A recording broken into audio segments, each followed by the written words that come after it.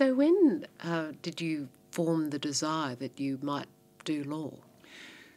Well, in those days, it was very difficult for someone in my position to go to university. In fact, it's amazing how small the numbers of students there were at Sydney University when I left school in 1948. I had no chance of getting an exhibition, as they call them in those days. And in fact, I never imagined that I'd ever be a lawyer. I sort of looked upon lawyers being up there, and I was a boy from Balmain. So I started studying accountancy at the technical college, which there was no university course then in accountancy.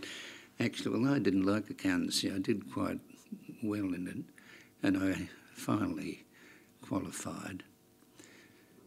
By that time, I realised that I had no future. I was particularly interested in industrial affairs. In the 50s, particularly late 40s and 50s, there was a tremendous amount of industrial unrest. It was a time when the Communist Party was trying to gain control of at least two major unions, the Ironworkers Union and they already had control of the Waterside Workers Federation and also the Clerks Union.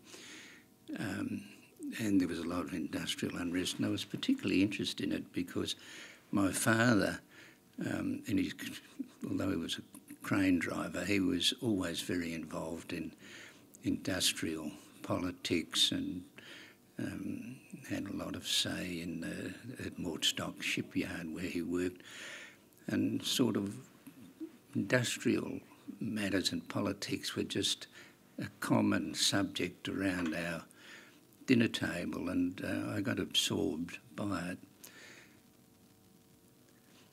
So I joined the Department of Labour and National Service, as it was then called, and Billy McMahon, as he was known, was the minister then. That was in the Menzies government. And one of my jobs was to go around to the various industrial tribunals, and then I'd make notes and go back, and all this would be relayed back to the Department of Labour and National Service in Canberra, because they expect it to be updated by all the state departments. When I say state department, this was the New South Wales Department of the Federal Department.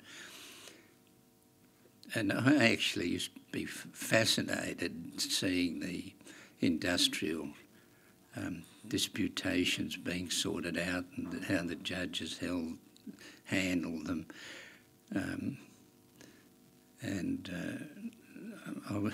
Strangely, I was particularly impressed with a lot of the union advocates because they'd never had the opportunity to go to university or probably high school, but they had a tremendous passion and enthusiasm about them.